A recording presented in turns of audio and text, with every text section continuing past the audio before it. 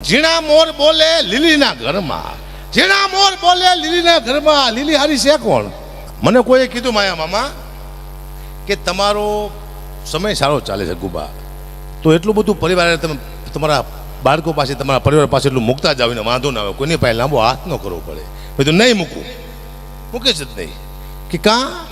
મેં તું આના ગયા જન્મમાં મારો એક પરિવાર હતો, હું મરી ગયો ત્યારે બહુ મારું પરિવાર રોયું હતું, મેં ઘણી બધી સંપત્તિ મૂકી હતી, મને યાદ નથી ભાઈ. આ બીજો પરિવાર આવ્યો, હવે અત્યારે હું ઘણું બધું ભેગું કરીને જઈશ, હું મરી જઈશ મારું પરિવાર બહુ રોઈશે, હું મરી જઈશ પછી મને ખબર નહીં હોય કયું પરિવાર હતું, પછી ત્રીજું પરિવાર આવશે, પછી એનું બધું ભેગું કરવાનું. આપણે અહીંયા ને બેઠા છીએ, ખાલી આપણા પરિવાર બદલાય છે, યાદ રાખજો. કોઈ તમારું છે જ નહીં. તમે 500 કરોડ રૂપિયા ભેગા કરીને જો તમારે મરી જ જવું છે તો ભેગા શું લેવા કરવા જોઈએ? 50 કંપની બનાવીને એન્ડમાં તમારે મરી જ જવું છે તો શું લેવા ચોટલી કઢાવી છે? એમ કહું છું.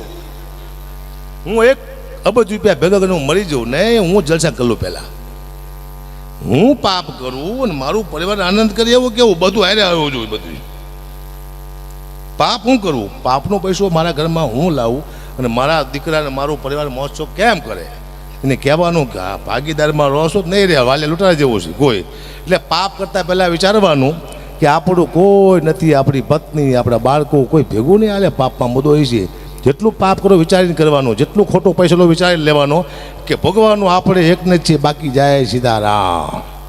મને એક ભાઈ કહેતા હતા, મને કે ગુબા અમારા ઘરમાં પગલાં પાડો ને. મેં તું કેમ? એ કે અમારા ઘરમાં બરકત આવે. મેં તું મારા પગલાં મારા ઘરમાં 40 વર્ષથી ફરે છે તો મારા ઘરમાં બરકત ન આવે? તમારો બાપ ટાયલ્સું નહીં રહે, શું વાત કરો છો? હું અહીંથી તમને ગેરંટી આપું છું, દુનિયામાં કોઈ એવો પગ હજી બન્યો જ નથી તમારા ઘરમાં બરકત લાવી શકે. તમારા ઘરમાં 4 જ પગ એવા છે, એક તમારી દીકરી, એક તમારી માં, એક તમારી બેન ને ચોથી તમારી પત્ની. આ 4 જ તમારા ઘરમાં બરકત લાવી શકે, બાકી દુનિયામાં કોઈ એવો પગ પેદા થયો જ નથી. આ 4 ને સાચવી લો. પણ કદાચ કોઈ સાધુ સંત આવે આપણા ઘરે તો આપણા ઘરમાં શું પરિવર્તન થાય? તો પોઝિટિવ ઉર્જા આવે, તમારી વિચારસરણી બદલી નાખીએ. કારણ કે બહુ સુખી થાવ ને 2 વિચાર આવે, એક સારો ને ખરાબ. એક આમ વયા જાઓ, આમ ઓલી બાજુ અમેરિકાની ફાઇલ ખુલી હતી ને, છોકરા કાપીને ખાઈ જવાના, એવો વિચાર આવે.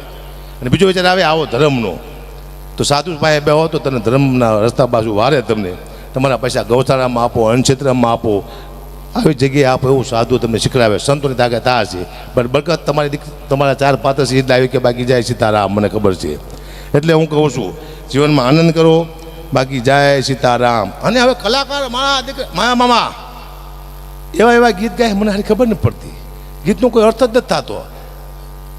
એક ગીત એવું છે, બધા કલાકાર ગાય છે, ઝીણા મોર બોલે લીલીના ઘરમાં, ઝીણા મોર બોલે લીલીના ઘરમાં. લીલી હારી છે કોણ? કોઈ મુખ્યમંત્રી છે, ધારાસભ્ય છે? એટલે લીલી લીલી કઈ બોલતી નથી, પાછી બેઠી આપણે છે, એ દુઃખની વાત છે. લીલી નહીં, લીલી નાગોરમાં. નાગોર પ્રાંત છે, એક વનસ્પતિ પણ છે નાગોર. આ નાગોરની વાત છે. આ તો લીલીના ઘરમાં કે મારા દીકરા જે કલાકાર આવે લીલીના ઘરમાં બદલે લીલીના ઘરમાં મોલા બોલે જાય, પણ ઉકલ લેવું કોઈને કંઈ કહેતું નથી. આ દુઃખની વાત છે. અમારે તો ટેવ પડી જઈ આવ્યા, અને હમણાંથી કલાકારો અહીંયા માણસો બહુ પડ્યા છે. હું તો બહુ બીવું છું. હું તો 30માં પ્રોગ્રામ બંધ કરી દેવાનો. શું લેવા? 31માં આમ થાય બંધ થઈ જવાના છે. 31માં AI આવવાનો છે. AI ઓળખો ને, મારા જેવો એક રોબોટ આવશે, સેમ ટુ સેમ, અને મારા જેવું જ બોલશે. ખાલી 1500 રૂપિયા તમારી પાસે લેશે. તો મને બોલાવશો કે રોબોટને બોલાવશો? જન્મભાઈ દવે જેવો જ આવશે રોબોટ, એવું જ ગાય છે, સાચું ગાય છે, ખાલી 500 રૂપિયા જ લેશે. તો તમે એને બોલાવશો કે રોબોટને બોલાવશો? સમય ચેન્જ થઈ ગયો છે, આખી માથે ગુડી છે. એટલે શાંતિથી આનંદ કરો, મોજ કરો, બાકી કશું છે નહીં. પણ નાની એવી સ્તુતિ માતાની કરી લો હું ફટાફટ. કલાકાર જાજા છે, રાફડો ફાટ્યો છે કલાકારનો, આ તૂટી પડ્યો છે આજ. અને મને યાદ છે મારો વારો 5 વાગે આવતો હતો, અહીંયાથી કલાકાર તમને હરાબ દેતા હોય, આનું ઘરું બેસી જાય, આ હરામખોર ફેલ વયો જાય, આવું બધું થતું હોય. મને ખબર છે 5 વાગે મારો મામા આવતો, મને રજૂ કરતા વહેલા 5 વાગે કોઈનું હોય તારે કે અકાબા ગઢવી આવ્યા છે, ઉગતા કલાકાર છે, એને હવે આપણે સાંભળી વહેલા 5 વાગે. તારે હું કહેતો ઉગતા કલાકારને દી ઉગે ન મૂકો, તમારો બાપ હાથમી જાય છે. નહીં સાલા, દી ઉગે જ મૂકતા. પણ હું ઉગ્યો ને કે આવો કલાકાર હોય, આટલો બધો કારો કલાકાર જોયો હે ક્યાંય હાલે જ નહીં મારો દીકરો. કેમ હાલે છે? કૃપા બેન નર પાવત નાહી, કૃપા વિના કંઈ થાય નહીં સાહેબ. તમને કાંઈ ન આવડતું, તમારો ધંધો ચાલવા માંડે તો તમારે એમ નહીં માનવાનું કે મને કંઈક આવડે છે. તમને કાંઈ ન આવડતું તો તમે આગળ વધવા માંડો, તમારે એમ નહીં માનવાનું કે મને કંઈક આવડે છે. કોઈ શક્તિ છે જે તમને ધક્કો મારે છે, યાદ રાખજો સાહેબ. મા બાપના આશીર્વાદ હોય, પિતૃના હોય, તમારા ગુરુના હોય, કોઈક શક્તિ તમને ધક્કો મારતી હોય તો તમે આગળ વધો. હકાબા 2-3 જોખ લઈને ચડ્યા છે, બોલો હાલે છે ને? કૃપા કોક શક્તિ તો હકાબાની આજુબાજુમાં છે, નક્કી આમ મારું દીકરું નો હાલે, કોક મારીને પાડી દે, એ પાકા પાયા છે, મને ખબર પડે છે. એટલે જાજી વાતો નથી કરી, નાની એવી સ્તુતિ કરી લો, કારણ કે કલાકાર બાપુ જાજા છે, તમે સમજો છો, હું સમજુ છું. સાધુ સંતો પણ આવી ગયા છે બધાએ. મહેન્દ્રનાથ ગીરી બાપુની પછી હાજરી છે, હમણાં ફોન આવ્યો છે, બાપુને આવે છે, જગ્યા થાય એવું છે ને, જાઓ એ 2 મિનિટ માટે તો કે જગતમાં તમે જો ગણે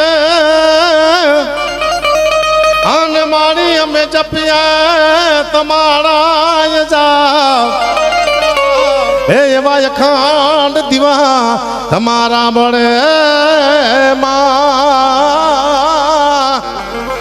એ મારી પ્રગટ આપોયા.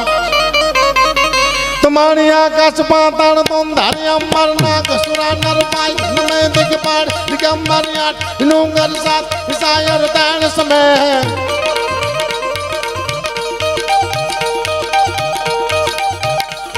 મારી આકાશ પાતાળ તો ધારી અંબર ના કસુરા નર પાય નમે દિગપાડ દિગંબર આઠ નુંગર સાત વિસાયર તાણ સમે 9 લાખ જને 9 નારી હાથ પતાની તેમ હરી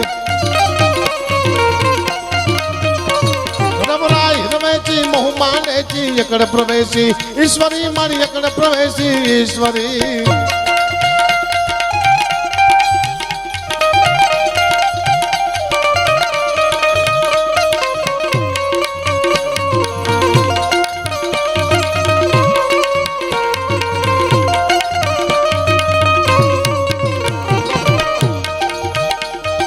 આવી સંકટ બડે તારવા જાણા બેડે નામરા ભામલા લીજ્યા બધા નાને નોર મારી ચાણી બધાને મયા સુરાને કવે સરા હેંગડા આદમત હાજર હાજો ચાલન ધરી ગાતરા કાલિકે ભવાની ત્યાં રોજ અંદાવી કથ જગરાય ભામલા લીજ્યા બધા નાને નોર મારી ચાણી બધાને મયા સુરાને કવે સરા હેંગડા આદમત હાજર હાજો ચાલન ધરી ગાતરા કાલિકે ભવાની ત્યાં અંદાવી કથ જગરાય મને મારી આસપોરા ઢુંગરેજી ધડાવાડી મડરાણી તોજી નામ બજાડી મમાય ઉડાવાડી રાજમાઈ કરણી નારી જગ વસુ ચાણે મગ સોરી દાવિયા બનાય તસ્માની બેડિયારી પચમ મે દોદડા બેચરા હોલ ગ્રામ લંદકાય ચાવણ આવણ ગેલ કોણી યાર મોટ સાજીમાન ઉદાણ કરી સે